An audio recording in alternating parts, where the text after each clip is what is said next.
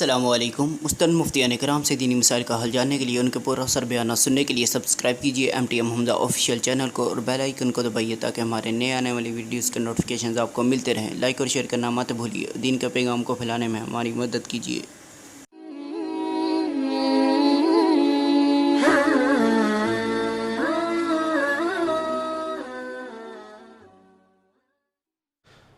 بسم اللہ الرحمن الرحیم۔ دنیا بھر سے دیکھنے اور سننے والے تمام ناظرین و سامعین کی خدمت میں السلام علیکم ورحمۃ اللہ وبرکاتہ۔ میں ہوں آپ کا میزبان محمد عبدالودود اور آپ دیکھ رہے ہیں پروگرام آپ کے مسائل کا حل، جسے روزانہ شب 11 بجے ملک پاکستان کے معروف دینی وسطی تعلیمی ادارے جامعۃ الرشید کراچی کے دارالافتاء سے براہ راست آپ کی خدمت میں پیش کیا جاتا ہے۔ ناظرین، روزانہ کی طرح آج بھی ہمارے ساتھ سینئر مفتیان کرام کا ایک پینل موجود ہے جو آپ کے سوالات کا انشاءاللہ تشفی بخش جواب دینے کی کوشش کرے گا۔ سب سے پہلے تو میں آپ حضرات سے معذرت خواہ ہوں کہ ایک فنی خرابی کی وجہ سے آج ہمارا جو پروگرام ہے وہ 8 سے 10 منٹ تاخیر کا شکار ہے۔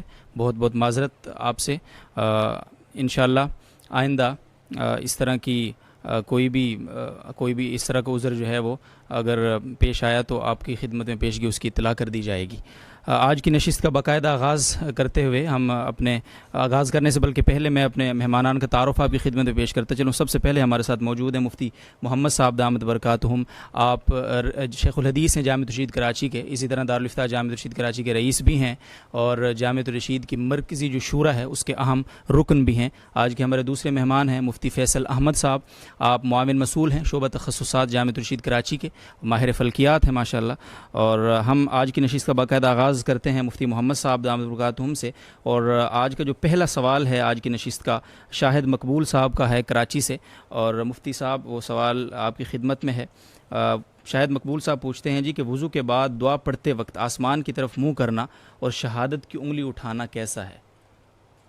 یہ سوال شاہد مقبول صاحب کا نہیں ہے، آپ کو اشتباہ ہو گیا اوپر جی محمد تنویر صاحب ملتان سے۔ جی مائک۔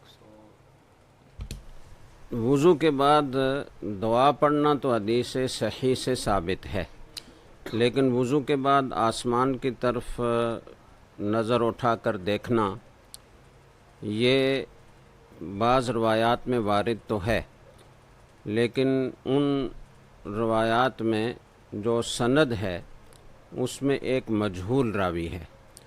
یہ صحیح مسلم میں روایت موجود ہے، ترمذی میں روایت موجود ہے، اور اس کے علاوہ یہ ابن ماجہ میں روایت موجود ہے اور ابو داود میں روایت موجود ہے، دوسری بعض کتب میں بھی موجود ہے، لیکن جن کتب میں یرفع بصرہ الی السماء کے الفاظ ہیں کہ وہ اپنی نظر اٹھا کر آسمان کی طرف دیکھے، ان سب روایات کی سند میں ابن عم ابی عقیل ایک راوی مجہول ہیں، اور انہی کی روایت میں یہ اضافہ موجود ہے۔ جن روایات کی سند میں یہ راوی موجود نہیں ہیں ان میں یہ اضافہ بھی موجود نہیں ہے۔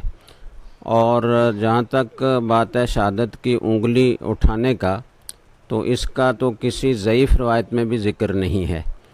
بعض فقہا نے جیسے کہ علامہ طحطاوی رحمہ اللہ تعالی ہیں، انہوں نے ایک فقیہ کے حوالے سے یہ بات کہی ہے، لیکن انہوں نے علامہ غزنوی کا ذکر کیا ہے، اور غزنوی کے نام سے کئی فقہا موجود ہیں۔ اب معلوم نہیں کہ ان کی مراد کون سی ہے، اور پھر کسی فقیہ کے قول سے کسی چیز کا استحباب ثابت نہیں ہوتا جب تک کہ اس سلسلے میں کوئی مستند روایت موجود نہ ہو۔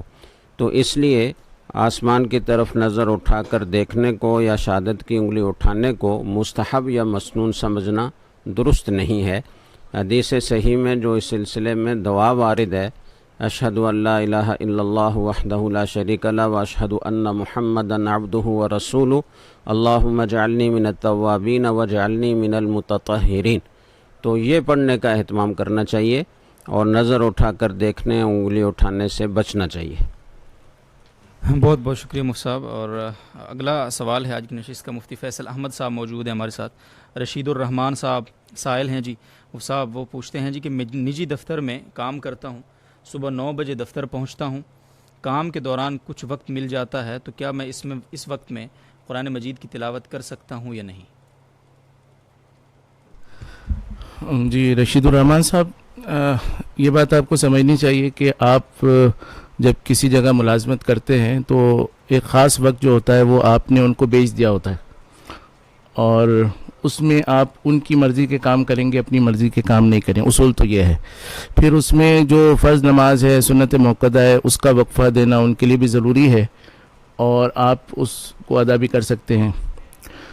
اس کے علاوہ کھانے کا یا اس طرح کا جو عرفی ایک وقفہ ہوتا ہے تو وہ جتنا انہوں نے طے کیا ہے وہ بھی آپ وصول کر سکتے ہیں۔ اس کے علاوہ جو اوقات ہیں وہ سارے کے سارے ان کے ہیں۔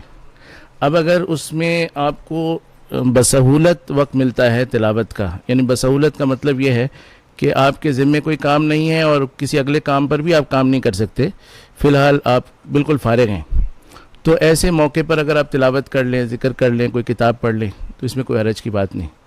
لیکن بہت دفعہ ایسا ہوتا ہے کہ ہم فارغ وقت میں جیسے گھر جاتے ہیں تو ہم وہاں تلاوت نہیں کرتے، لیکن ہم اپنی نوکری کے اندر یہ وقت نکالنے کی کوشش کرتے ہیں، تو وقت نکالنے کی کوشش کرنا ٹھیک نہیں ہے۔ لیکن اگر وقت خود بخود مل جائے، بجلی چلی گئی، کسی وجہ سے اب کام نہیں ہو سکتا، اگلا بھی کوئی کام فوری طور پہ آپ کے ذمے نہیں ہے، تو ایسے اوقات میں اگر آپ پڑھنا چاہیں تو اس میں کوئی حرج کی بات نہیں۔ جی مفتی صاحب، یہ فرض نماز کا جو مسئلہ آپ نے بتایا کہ فرض نماز پڑھ سکتے ہیں، تو یہ کیا اگر کوئی کمپنی اجازت نہیں دیتی یا وہاں وقت نہیں دیا جاتا فرض نماز کے لیے، تو کیا وہ اپنی جو ڈیوٹی کا جو ٹائم ہے جو اس سے وقت نکال سکتا ہے خود سے فرض نماز کے لیے؟ دیکھیں، فرض نماز کے لیے جو ادارہ ہے اس کے ذمے ہے کہ وہ ملازمین کو وقت دے، اور اگر ملازمین کو وہ جانے کی اجازت نہیں دیتا، جماعت کی اجازت نہیں دیتا، تو ملازمین پھر اس کا اہتمام کریں کہ اپنی جگہ پہ ہی اس کو پڑھیں، اور اگر بالکل نماز پہ ہی پابندی ہے، نماز ہی نہیں پڑھ سکتے، تو ایسی جگہ پہ نوکری کرنا ہی جائز نہیں ہے۔ پھر ان کو کوشش کرنی چاہیے کہ کسی اور جگہ پر کوشش کریں اور یہاں سے اپنی جان چھڑائیں، اور ایسا ہوتا بہت کم ہے، یہ باتیں جو ہیں وہ آپس میں بات چیت کرنے سے اور مطالبہ کرنے سے طے ہو جاتی ہیں۔ جی بہت بہت شکریہ مصعب۔ ناظرین، آپ اس لائیو ٹرانسمیشن کو ملاحظہ فرما رہے ہیں، اگر آپ بھی شرعی حوالے سے کوئی رہنمائی چاہتے ہیں تو ابھی فی الفور اس ٹرانسمیشن سے جڑیں، اور طریقہ اس کا بالکل آسان سا ہے۔ فیس بک پہ جا کر سرچ انجن میں آپ جائیں گے اور JTR میڈیا ہاؤس کے پیج کو سرچ کریں گے، آج کی لائیو ٹرانسمیشن وہاں پہ جاری ہے، اس کے کومنٹ بار میں اپنا مسئلہ اردو کی بورڈ میں تحریر کرنے کی کوشش کریں گے۔ مفتیان کرام کا جو سینئر پینل الحمدللہ ہمارے ساتھ موجود ہے، آپ کے سوالات کا جواب دینے کے لیے حاضر ہے، اور انشاءاللہ اس کی پوری کوشش کرے گا کہ جلد از جلد آپ کے سوال کا جواب آپ تک پہنچ جائے۔ آج کی نشست کا اگلا سوال ہے، اور مفتی محمد صاحب ہمارے ساتھ موجود ہیں۔ جی شاہد مقبول صاحب سے معذرت، ان کا سوال ہم نے آگے پیچھے کر دیا تھا، تو ابھی شاہد مقبول صاحب کا کراچی سے یہ سوال ہے جی کہ کیا بیت اللہ کو لائیو دیکھنے کا بھی وہی ثواب ہے جو حقیقت میں دیکھنے کا ثواب ہے، یا فرق ہے؟ بیت اللہ کو دیکھنے کے سلسلے میں بعض ضعیف روایات وارد ہیں کہ بیت اللہ کو دیکھنا عبادت ہے، بعض میں کچھ عدد بھی بیان کیا گیا ہے کہ طواف کرنے والوں کے لیے اتنی رحمتیں، اور نماز پڑھنے والوں کے لیے اتنی رحمتیں، اور محض دیکھنے والوں کے لیے اتنی رحمتیں، لیکن یہ سب روایات ضعیف ہیں، اور ضعیف روایت کی جب تک دوسری روایات سے تائید نہ ہو تو اس سے فی نفس ہی استحباب ثابت نہیں ہوتا۔ لیکن اس سلسلے میں کافی سارے آثار بھی وارد ہیں۔ حضرت ابو ہریرہ رضی اللہ تعالیٰ عنہ سے مسند فردوس میں یہ نقل کیا گیا ہے کہ 5 چیزیں عبادت میں شامل ہیں: کم کھانا، مسجد میں بیٹھنا، قرآن مجید کھول کر اس میں دیکھنا، عالم کے چہرے کو دیکھنا۔ اسی طریقے سے اس میں یہ بھی وارد ہے کہ کعبہ کو دیکھنا بھی عبادت میں شامل ہے۔ اسی طریقے سے حضرت ابن عباس رضی اللہ تعالیٰ عنہ سے ایک اثر منقول ہے کہ کعبہ کی طرف دیکھنا خالص ایمان ہے۔ اسی طرح تابعین سے بھی اس طرح کے آثار منقول ہیں، جیسے کہ حضرت سعید بن مسیب رحمہ اللہ تعالیٰ سے یہ نقل کیا گیا ہے کہ جس شخص نے ایمان اور تصدیق کی حالت میں کعبہ کی طرف دیکھا تو وہ گناہوں سے ایسے پاک ہو گیا جیسے اس کی ماں نے آج ہی اسے جنم دیا ہو۔ اسی طریقے سے ابو صاحب مدنی رحمہ اللہ تعالیٰ سے یہ منقول ہے کہ جو شخص کعبہ کی طرف ایمان و تصدیق کی حالت میں دیکھے تو اس کے گناہ ایسے جھڑ جاتے ہیں جیسے درخت کے پتے. اس طرح کے اور بھی آثار منقول ہیں. تو اتنی کثرت سے ان آثار کا منقول ہونا یہ اس بات کی دلیل ہے کہ کچھ نہ کچھ اصل اس کی موجود ہے. اس لیے کہ کسی چیز میں ثواب یہ کوئی ایسی چیز تو ہے نہیں کہ آدمی اپنے قیاس اور اجتہاد سے اس کا فیصلہ کر سکے. یقینی طور سے یہ توقیفی چیز ہے اور نقل ہوتی ہی چلی آ رہی ہوگی، جس کی بنا پر ان صحابہ کرام اور تابعین رحمہم اللہ تعالی نے یہ موقف اختیار کیا ہے کہ بیت اللہ کو دیکھنا عبادت ہے. تو اس سے ایسے لگتا ہے کہ اس کی کوئی نہ کوئی اصل موجود ہے، لیکن اس کو پورے یقین کے ساتھ کہنا کہ بیت اللہ کو دیکھنا یقینی طور سے عبادت ہے، یہ اس طرح کی ضعیف روایات سے یہ پکا عقیدہ رکھنا یہ مناسب نہیں ہے. لیکن اگر کوئی آدمی بیت اللہ کو دیکھے اور ساتھ ساتھ وہ اللہ تعالیٰ کی قدرت اور بیت اللہ کی عظمت اور ہیبت اس بارے میں غور و فکر بھی کرے اور اپنے ایمان کو اس سے تقویت دے، تو یہ پھر یقیناً عبادت ہو جاتی ہے. یہ تو بیت اللہ کو حقیقت میں دیکھنے کے بارے میں تفصیل ہے. لائیو ظاہر ہے کہ وہ بیت اللہ حقیقی نہیں ہوتا، بلکہ اس کی ایک شبیہ ہوتی ہے اور اس کی ایک مثال ہوتی ہے، تصویر ہوتی ہے، تو اس میں یہ اس طرح کا ثواب نہیں ہے. لیکن اگر اس میں بھی آدمی غور و فکر کو شامل کر لے اور اس سے اللہ تعالیٰ کی محبت میں اضافے کا ذریعہ بنائے تو وہ بھی عبادت ہو جائے گی انشاءاللہ. جی بہت عنایت مفتی صاحب، اور تفصیل سے آپ اس مسئلے کے بارے میں آگاہی دے رہے تھے ناظرین کے لیے. مفتی فیصل احمد صاحب کی طرف اگلا سوال لے کر چلتے ہیں. اسامہ سمرو صاحب کے سوال ہے جی، وہ پوچھتے ہیں جی کہ نادرہ شناختی کارڈ کا جو دفتر ہوتا ہے اس میں جو ہم کارڈ بنوانے کے لیے جاتے ہیں تو بہت رش ہوتا ہے وہاں پہ، اور بعض اوقات مریض خواتین ہوتی ہیں ہمارے ساتھ، ہم ان کو لے کر جاتے ہیں، تو اس صورت میں، اس رش والی صورت میں ظاہر مریض ہمارے ساتھ ہیں، تو کیا ہم رشوت دے کر کارڈ بنوا سکتے ہیں جبکہ کسی کی حق تلفی بھی وہاں نہیں ہو رہی اس رشوت دینے کی صورت میں؟ دیکھیں، جہاں تک ہماری معلومات ہے نادرہ کا نظام اب بہت زیادہ بہتر ہو گیا ہے. پہلے جو شناختی کارڈ بنتے تھے، جو مینول بنتے تھے جس میں یہ کمپیوٹرائز سسٹم نہیں ہوتا تھا، تو اس میں تو بہت رشوتیں چلتی تھیں اور لوگ مانگتے بھی تھے اور لیتے بھی تھے. لیکن اب جہاں تک ہماری معلومات ہے اس میں رشوت کا عنصر تقریباً نہ ہونے کے برابر ہو گیا. تو یہ بات سمجھ نہیں آئی، یہ انہوں نے شاید کوئی پرانا اپنا تجربہ بیان کیا ہے.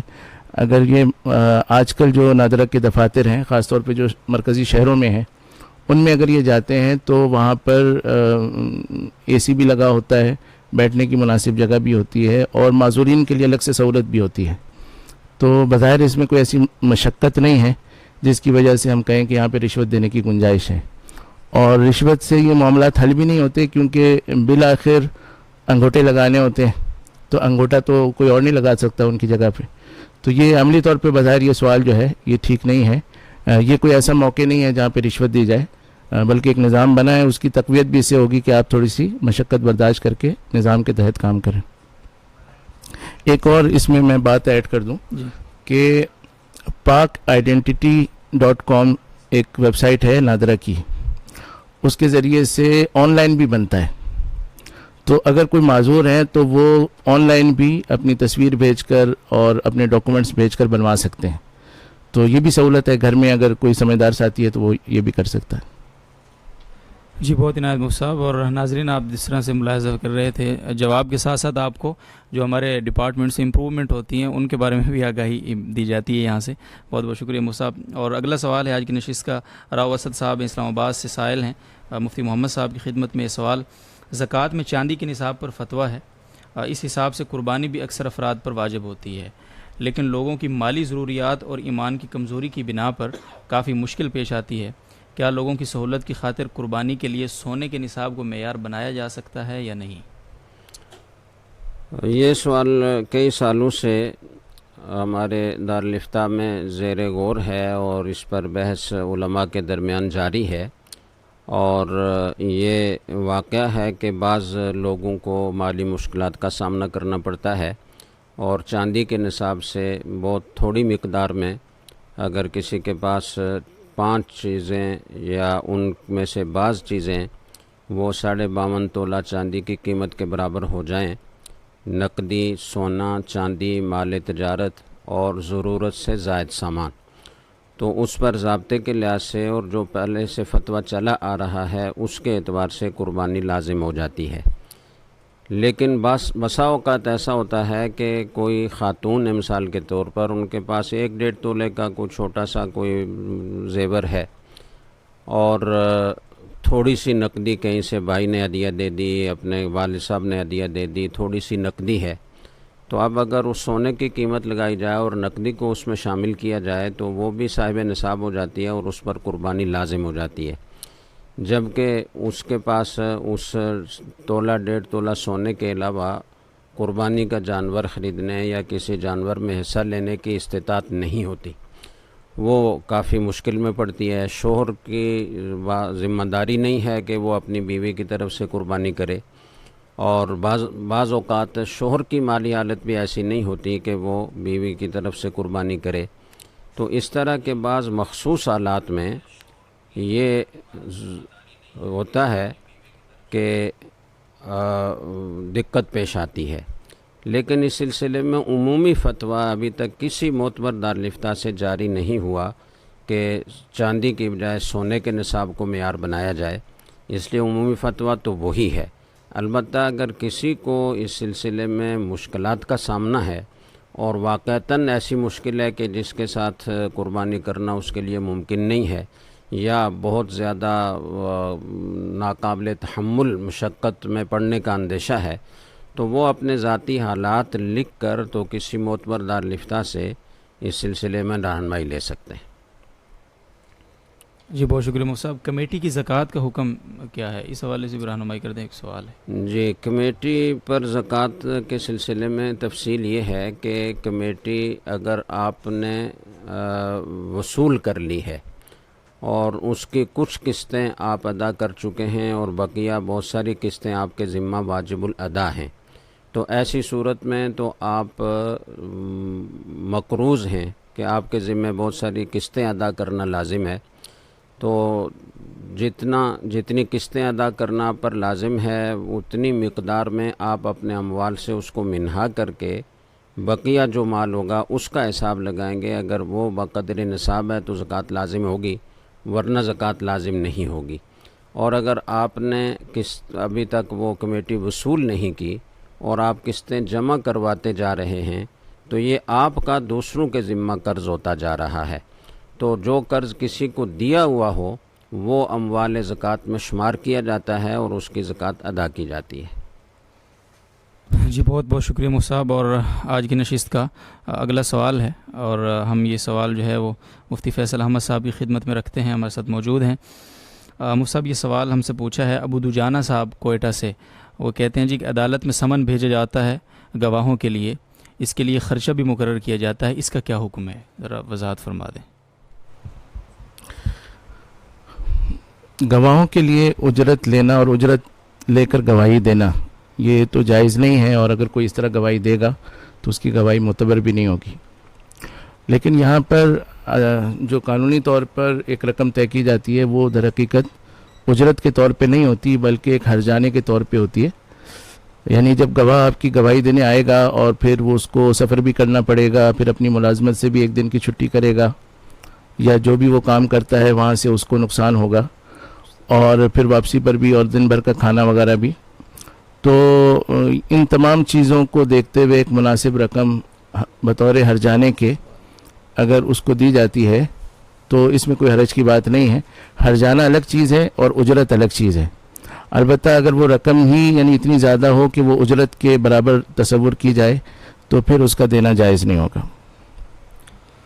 جی بہت شکریہ مفتی محمد صاحب سے۔ آج کی نشست کا اگلا سوال پوچھنے سے پہلے میں ناظرین کے لیے ایک بات کی وضاحت کرتا چلوں کہ اگر ابھی آپ نے ہماری اس ٹرانسمیشن کو جوائن کیا ہے اور آپ کوئی بھی سوال پوچھنا چاہتے ہیں، شرعی حوالے سے رہنمائی حاصل کرنا چاہتے ہیں، تو بالکل آسان سا طریقہ ہے، آج اس ٹرانسمیشن کا حصہ بنیں۔ آپ فیس بک پر جا کر J T R media house کے پیج کو سرچ کریں گے اور وہاں آج کی لائیو ٹرانسمیشن جاری ہے JTR میڈیا ہاؤس اس پیج پر.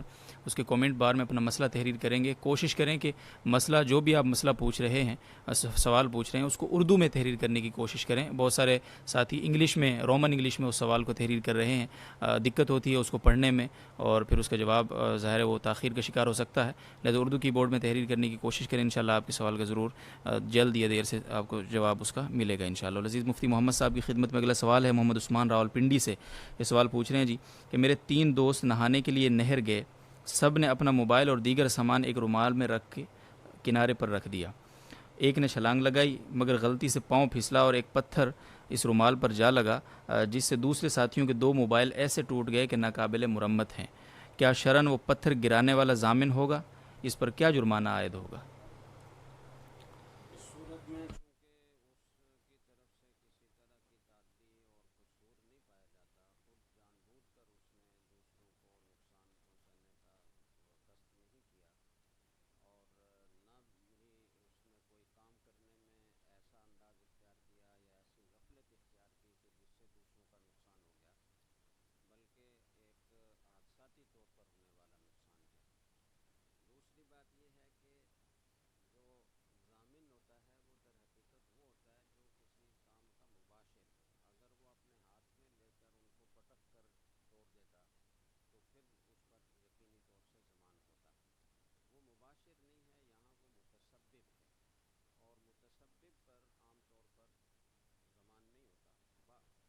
خاص صورتوں میں ضمان ہوتا ہے.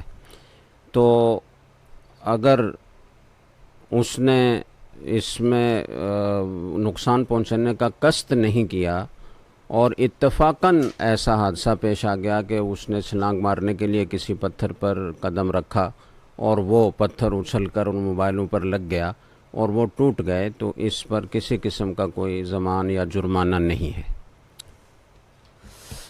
جی بہت عنایت. جی دہرا لیتے ہیں اس سوال کو. میرے خیال یہ سوال دوبارہ ایک دفعہ دہرا لیتے ہیں. سوال تو ہو گیا, جواب میں شاید آواز بند ہونے کی وجہ سے قارئین و ناظرین اس کو سن نہیں سکے.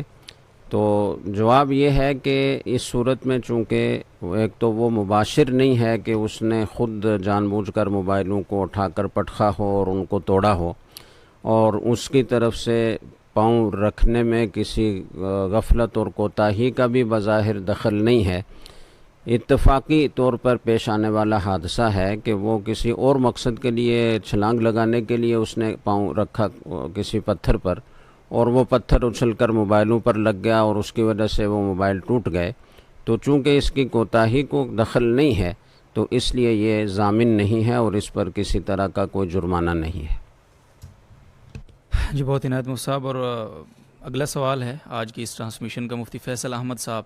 یہ سوال ہم سے پوچھا جی ابوبکر صاحب نے, اور وہ یہ کہتے ہیں جی دبئی کی ایک کمپنی نے مجھے آفر کی ہے کہ کمپنی میری انجینئرنگ کی ڈگری جو ہے اسے استعمال کرتے ہوئے مجھے اپنے ریکارڈ میں ملازم دکھائے گی, ملازم شو کرے گی, اور مجھے صرف 6 ماہ بعد دبئی کا ایک چکر لگانا ہوگا. ہر چکر کا 25,000 درہم معاوضہ ہوگا. اس چکر میں مجھے صرف یہ دکھانا ہوگا کہ میں دبئی آیا ہوں. کمپنی کا کوئی کام مجھے نہیں کرنا ہوگا. کمپنی صرف میری ڈگری استعمال کرنے کا معاوضہ ادا کرے گی. میری معلومات کے مطابق ڈگری استعمال کرنے کی ضرورت اس لیے ہوتی ہے کہ جب کمپنی کوئی ٹھیکہ لیتی ہے تو اس کو یہ دکھانا ہوتا ہے کہ اس کے پاس معقول تعداد میں انجینئرز وغیرہ جو ہے وہ کام کرتے ہیں. کیا میرے لیے یہ معاملہ کرنا جائز ہے اور معاوضہ لے سکتا ہوں یا نہیں؟ دیکھیں اس معاملے کے 2 پہلو ہیں. ایک پہلو تو یہ ہے کہ کمپنی آگے دھوکہ دے رہی ہے. جو بھی ضابطہ ہے پوری طرح یہ ضابطہ بھی واضح نہیں ہے ہمارے سامنے کہ کوئی قانونی ضابطہ ہے یا جو کلائنٹ ہے اس کی ڈیمانڈ ہے. تو بہرحال کمپنی جو ہے وہ یا تو قانون کو توڑ رہی ہے یا اپنے کلائنٹ کو دھوکہ دے رہی ہے کہ میرے پاس بہت سارے انجینئر موجود ہیں, اور یہ صاحب اپنی ڈگری وہاں پر دے کر اس دھوکے کا سبب بن رہے ہیں, اس میں معاونت کر رہے ہیں. تو ایک تو اس لحاظ سے کیونکہ دھوکہ یقینی ہے تو لہذا اس لحاظ سے ان کا یہ جو فعل ہے یہ گناہ میں آئے گا اور ان کو اس سے استغفار کرنی چاہیے اور بچنا چاہیے.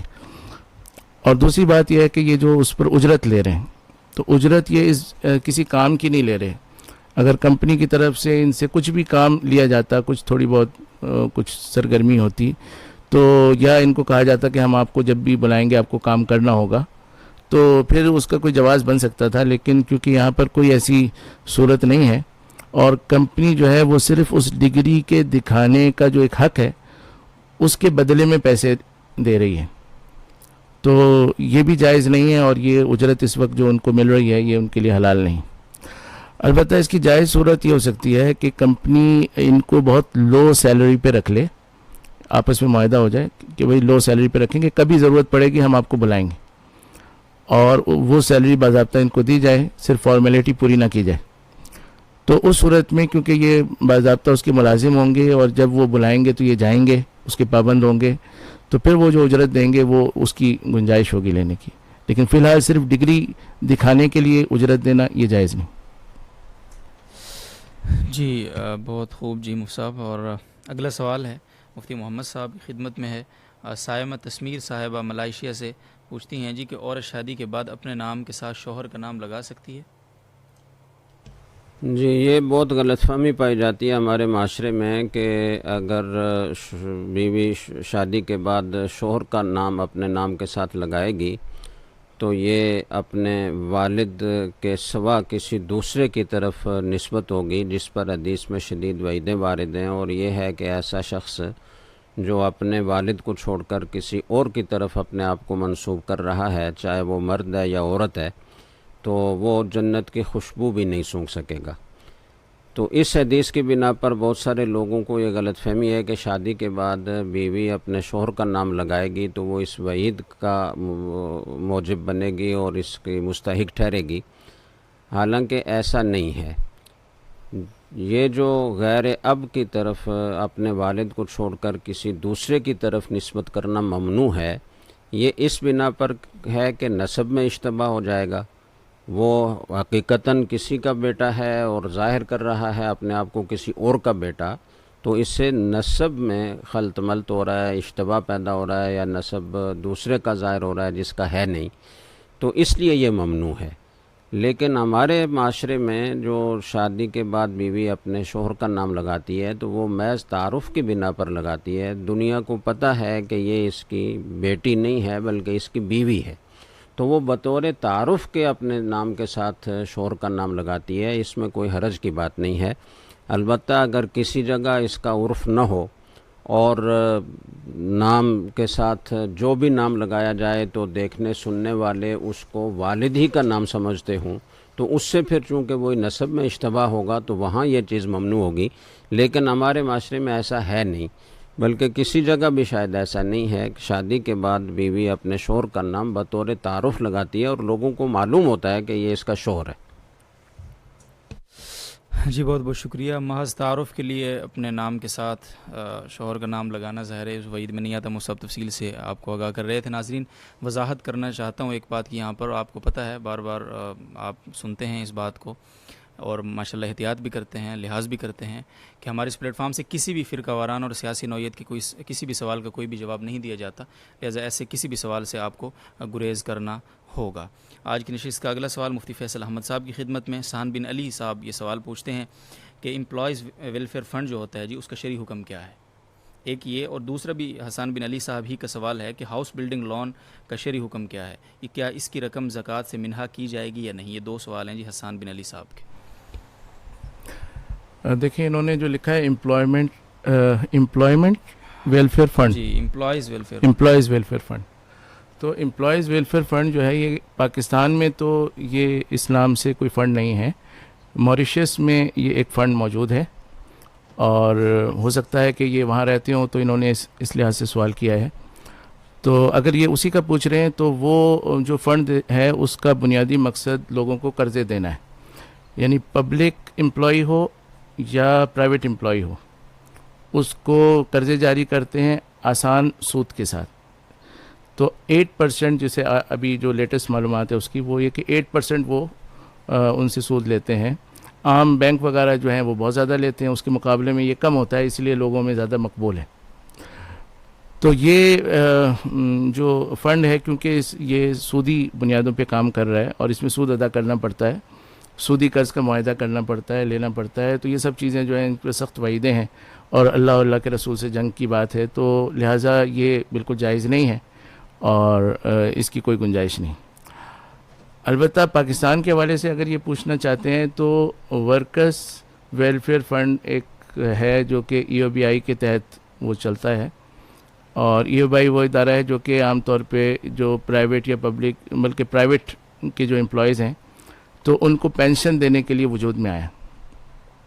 تو اس کا طریقہ کار یہ ہوتا ہے کہ وہ پہلے یعنی جو ادارے ہیں ان سے ملازمین کی تنخواہ میں سے یعنی 8,000 تک وہ 5% لیتے ہیں، اور اس کے بعد جو ہوتی ہے اس میں 1% لیتے ہیں، تو تقریباً 400 روپے سے کچھ اوپر ہر مہینے کا کنٹریبیوشن ہوتا ہے۔ تو جب وہ اس طرح کا کنٹریبیوشن لیتے ہیں، ان کے پاس بہت ساری رقم جمع ہو جاتی ہے، تو پھر اس سے وہ پھر سب کو بینیفٹس دیتے ہیں۔ تو یہ معاملہ حکومت کے تحت ہوتا ہے، پرائیویٹ نیم سرکاری آپ اس کو ادارہ کہہ سکتے ہیں، اور اس میں گورنمنٹ کی طرف سے جو لوگ مقرر ہیں وہی سارا نظام چلاتے ہیں، جو ملازمین ہیں ان کی طرف سے کوئی نمائندہ نہیں ہوتا۔ تو اس وجہ سے اس میں اگر کوئی کنٹریبیوشن کرتا ہے کوئی ادارہ اور اس کے امپلائیز کوئی فائدہ اٹھاتے ہیں بالآخر پینشن وغیرہ کا، تو یہ جائز ہے، اس کو ہم ناجائز نہیں کہتے۔ لیکن جو امپلائیز ویلفیئر فنڈ کے نام سے انہوں نے پوچھا، یہ موریشیس کا، یہ جائز نہیں۔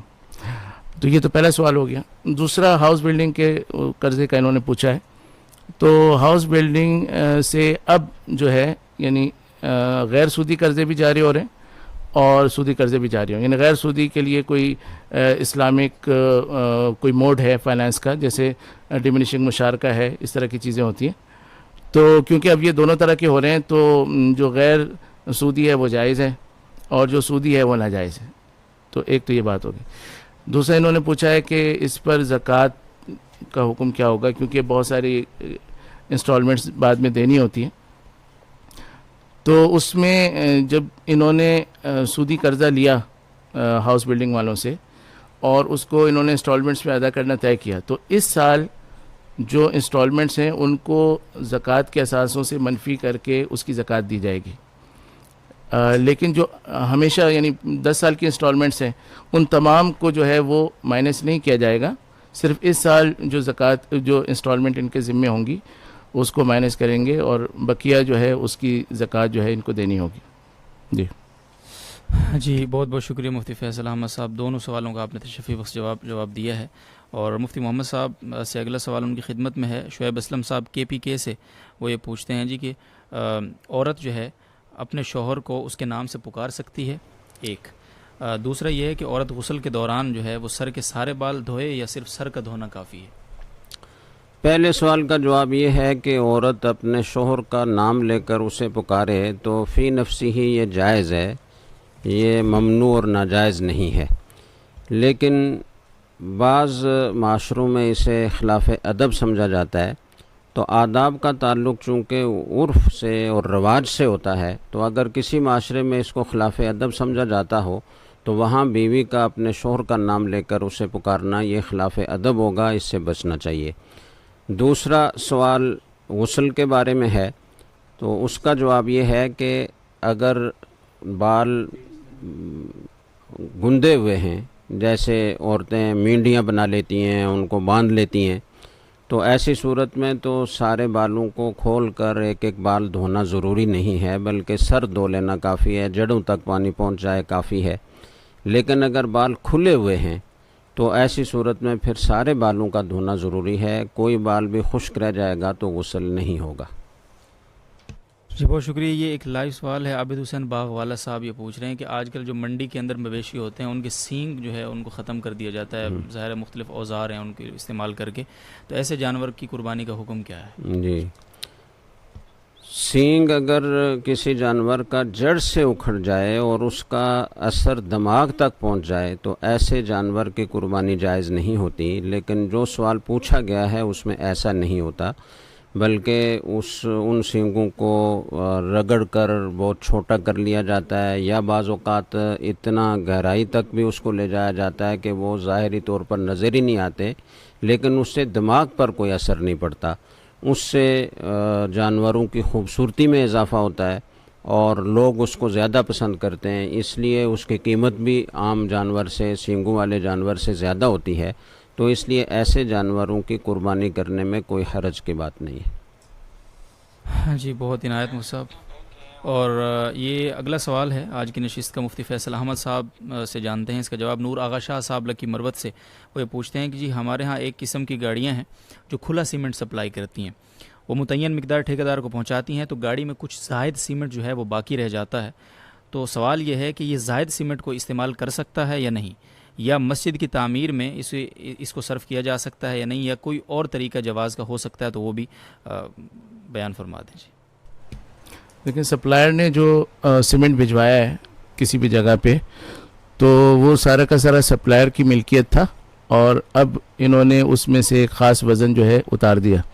اب اگر پیچھے جو تھوڑا بہت سیمنٹ بچا ہے وہ ایسا ہی ہے جیسے کناروں پہ تھوڑا سا لگا رہ جاتا ہے، جس کی کوئی خاص ویلیو نہیں ہوتی، اور سپلائر بھی نہیں چاہتا کہ وہ واپس آئے، تو بہت ہی یعنی معمولی مقدار ہے، اور بہت ساری ٹرپس کی وجہ سے وہ زیادہ ہو گیا ہے، تو اس کے استعمال کی تو گنجائش معلوم ہوتی ہے، خود بھی استعمال کر سکتا ہے، مسجد میں لگانا چاہے لگا دے۔ لیکن اگر وہ بڑی مقدار میں بچ جاتا ہے، یعنی 1 کلو 2 کلو 3 کلو، یعنی ایسی مقدار ہے جس کو بیچا جاتا ہے، تو پھر وہ سپلائر جو ہے اس کی ملکیت ہے، اس کو واپس کرنا ضروری ہے، یا اس کی اجازت سے استعمال کیا جا سکتا ہے۔ تو اس میں آسان صورت بظاہر یہی لگتی ہے کہ شاید سپلائر بھی نہ چاہے کہ یہ صرف وہ تھوڑا سا سیمنٹ واپس کرنے کے لیے میرے پاس دوبارہ آئیں، تو ان کو اگر بتا کر اور اجازت لے لی جائے تو پھر جو بچا ہوا سیمنٹ ہوگا اس کے استعمال کرنے میں کوئی شبہ نہیں ہوگا۔ جی بہت بہت شکریہ جی۔ مفتی محمد صاحب ایک سوال ہے لائیو، یہ ضیاء الحق صاحب نے پوچھا ہے جھنگ سے، تصویر کا شرعی حکم۔ دیکھیں تصویر کے بارے میں تھوڑی سی تفصیل ہے۔ ایک تو وہ تصویر ہے جو ایک تو مجسمہ ہے، اس کے ناجائز اور حرام ہونے میں کوئی شک و شبہ نہیں ہے، اور اس پر سخت وعیدیں وارد ہیں۔ اس کے علاوہ جو تصویر پرنٹ کی جاتی ہے اس میں بھی اختلاف نہ ہونے کے برابر ہے، اور سارے ہی علماء فقہا اس کو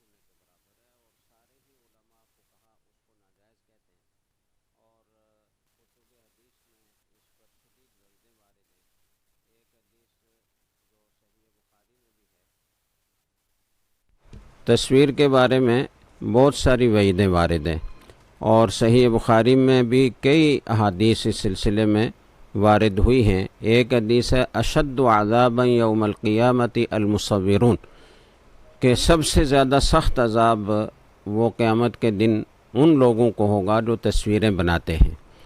تو جو مجسمہ ہے وہ بھی بالاتفاق حرام ہے۔ اسی طریقے سے جو پرنٹ تصویر ہے جس کو کسی کاغذ پر کپڑے پر چھاپ لیا جائے، اس کے حرام ہونے میں بھی اختلاف نہ ہونے کے برابر ہے۔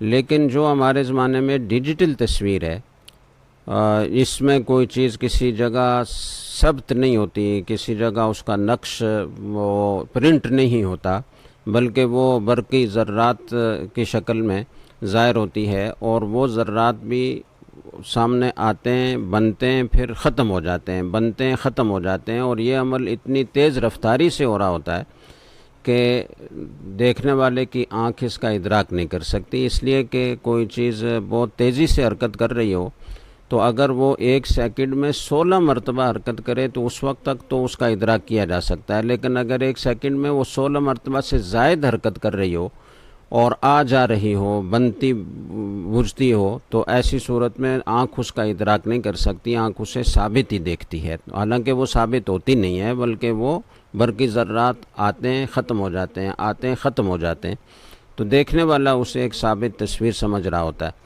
اس تصویر کے بارے میں اختلاف ہے، اور عرب علماء کی ایک بڑی تعداد اس کو تصویر محرم نہیں سمجھتی، اور ہمارے ملک میں بھی بعض مستند علماء اکرام اس کو تصویر کے حکم میں نہیں قرار دیتے، اور وہ یہ فرماتے ہیں کہ جو چیز خارج میں دیکھنا جائز ہے وہ اس طرح ٹی وی اسکرین پر یا کمپیوٹر پر دیکھنا بھی جائز ہے، اور جو منظر خارج میں دیکھنا جائز نہیں ہے جیسے نامحرم کی تصویریں یا اس طرح کی فحش چیزیں، تو وہ اسکرین پر دیکھنا بھی جائز نہیں ہے۔ تو اس معاملے میں چونکہ آراء مختلف ہیں اور اختلاف ہے، بعض حضرات اس ڈیجیٹل تصویر کو بھی تصویر محرم ہی کے حکم میں قرار دیتے ہیں، تو اس لیے اس میں شدت نہیں کرنی چاہیے۔ البتہ اتنی بات ہے کہ بعض اوقات ضرورت شدیدہ کی بنا پر پرنٹ تصویر کی بھی اجازت دی گئی ہے، جیسے شناختی کارڈ ہے، پاسپورٹ ہے، اور اس کو بلا جھجک استعمال کیا جاتا ہے، اور بڑے بڑے علماء اور مشائخ بھی نفل حج اور عمرے کے لیے اسے استعمال کرتے ہیں، حالانکہ اس کے حرام ہونے میں اختلاف بہت نہ ہونے کے برابر ہے۔ تو ڈیجیٹل تصویر جس میں اختلاف بھی ہے، اگر کسی بہت اہم مقصد کے لیے اور کسی شرعی ضرورت کے لیے کوئی آدمی اس کا ارتکاب کرتا ہے، جیسے مثال کے طور پر ہمارے معاشرے میں دین کے خلاف پروپیگنڈا کیا جاتا ہے، اور ٹی وی چینلوں پر نام نہاد مذہبی اسکالر وہ دین کے خلاف بہت ساری باتیں کرتے ہیں، اہل دین کو بدنام کرنے کی کوشش کرتے ہیں، اور سادہ لو عوام کے ذہنوں میں بہت سارے شکوک و شبہات پیدا کر دیتے ہیں، اور پورے دین کے نظام کو ایک مشکوک بنا کر رکھ دیتے ہیں۔ تو ایسی صورت میں اگر مستند علماء دین سے دفاع کے لیے اور لوگوں کے ایمان کی حفاظت کے لیے ان کو ان شکوک و شبہات اور وساوس سے بچانے کے لیے کسی ٹی وی چینل پر جاتے ہیں یا کوئی اس طرح کا لائیو پروگرام کرتے ہیں کسی میڈیا پر، تو اس کی گنجائش ہے، اور اس سلسلے میں جن حضرات کی رائے عدم جواز کی ہے تو وہ بھی ہمارے لیے قابل احترام ہے، لیکن جو حضرات اس کو ایک دینی ضرورت سمجھتے ہیں اور معاشرے سے بہت ساری فکری گمراہیوں کو دور کرنے کے لیے وہ اس کی ضرورت محسوس کرتے ہیں، تو وہ قابل ملامت نہیں ہیں۔ ان کے پاس بھی دلائل ہیں، اور وہ بھی دین کی ترویج کے لیے اور اعلاء کلمت اللہ ہی کے لیے اس کا ارتکاب کرتے ہیں، تو اس لیے کسی کے بارے میں بدگمانی کرنا یا بد زبانی کرنا یہ جائز نہیں ہے۔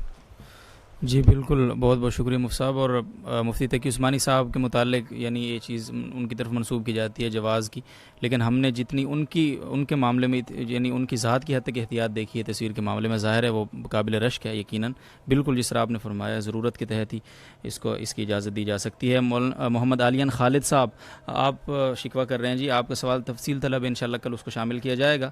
ذاکر اللہ آفریدی صاحب، آپ کی ناراضگی بجا ہے، لیکن ظاہر ہے ایک ہی وقت میں سارے سوالات کو شامل کرنا ممکن نہیں ہوتا۔ مفتی صاحب، آج کی نشست کا ممکنہ طور پر آخری سوال ہے حافظ وحید صاحب برمنگھم سے، یہ پوچھتے ہیں کہ غیر مسلم ممالک جو مثلا یورپ وغیرہ میں رمضان المبارک کو دن میں بھی ریسٹورنٹ وغیرہ کھولے جاتے ہیں، تو کیا ان ریسٹورنٹس میں ہم جو وہ کام کرنا ہمارے لیے شرعاً کیسا ہے؟ دیکھیں، اگر وہاں ریسٹورنٹ میں کھانا کھانے والے اور چیزیں استعمال کرنے والے غیر مسلم ہوتے ہیں تو پھر تو اس کی گنجائش ہے کہ وہاں کام کیا جائے، اور اگر ان ریسٹورنٹ میں مسلمان آ کر رمضان میں کھانا کھاتے ہیں یا اور مشروبات پیتے ہیں، تو ایسی صورت میں چونکہ رمضان المبارک میں کسی مسلمان کے لیے روزہ توڑنا اور اسے اس طرح سر عام کھانا یہ بہت بڑا گناہ ہے اور اللہ تعالیٰ کے حکم سے بغاوت ہے، تو اس صورت میں پھر ان کو کھانا فراہم کرنا، مشروبات فراہم کرنا، یہ ان کے ساتھ ایک قسم کی معصیت میں تعاون ہے، تو اس لیے یہ جائز نہیں ہوگا۔ جی بہت بہت شکریہ، ہم اپنے معزز مہمانان کا شکریہ ادا کرتے ہیں، اتنا قیمتی وقت انہوں نے دیا، آپ کے سوالات کا تشریفی بخش جواب دے رہے تھے۔ ناظرین، ایک بات کی وضاحت میں روزانہ کی طرح آج بھی کرتا چلوں کہ اگر آپ کے کسی سوال کو آج کی ٹرانسمیشن میں شامل نہیں کیا گیا، ذاکر اللہ آفریدی صاحب آپ بھی شامل ہیں میری اس بات میں، اگر شامل نہیں ہوا کوئی سوال تو اس کا مطلب یہ نہیں ہے کہ آپ کا سوال ہم نے نظر انداز کیا، خدا نخواستہ آپ کے سوال کو انشاءاللہ کل کی ٹرانسمیشن میں ضرور شامل کیا جائے گا۔ آپ اسی طرح سے روزانہ وقت یعنی شروع سے لے کر آخر تک اس ٹرانسمیشن کا حصہ رہیں۔ بہت سارے اور سوالات، بہت ساری شرعی رہنمائیاں جو آپ نہیں پوچھ رہے ہوتے، آپ کے ذہن میں نہیں ہوتی، لیکن نہ چاہتے ہوئے وہ آپ کو ظاہر ہے اس دینی رہنمائی، شرعی رہنمائی حاصل ہو رہی ہوتی ہے، یہ بھی کسی غنیمت سے کم نہیں ہے۔ اللہ تعالیٰ کا شکر ادا کرنا چاہیے اس پر، اور ناراض ہونے سے اجتناب کریں۔ مایوس ہونا ظاہر ہے وہ اس کی ہمارے دین اسلام میں کہیں گنجائش نہیں ہے۔ بہرحال آج کی نشست کا اختتام کرتے ہیں، کل 8 بجے انشاءاللہ دوبارہ آپ سے ملاقات ہوگی، تب تک کے لیے اجازت، اللہ حافظ، السلام علیکم ورحمۃ اللہ وبرکاتہ۔